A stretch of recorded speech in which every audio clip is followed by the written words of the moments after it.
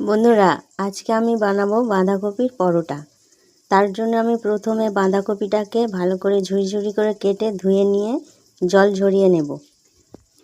এরপর কড়াইতে তেল গরম করে নেব। একে একে পেঁয়াজ কুচি দিয়ে দেব।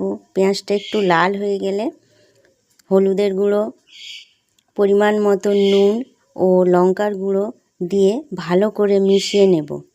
তারপর বন্ধুরা, আগে থেকে কেটে রাখা বাঁধাকপি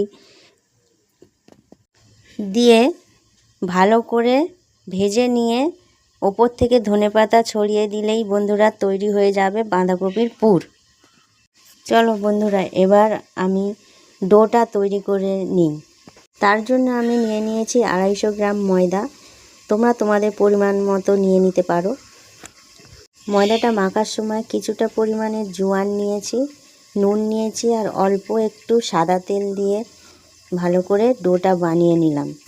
এরপর লেচির আকারে কেটে পুর ভরে পরোটার মতো বেলে নিয়ে সাদা তেল অথবা ঘি দিয়ে ভেজে নিলেই তৈরি হয়ে যাবে আমাদের বাঁধাকপির পরোটা।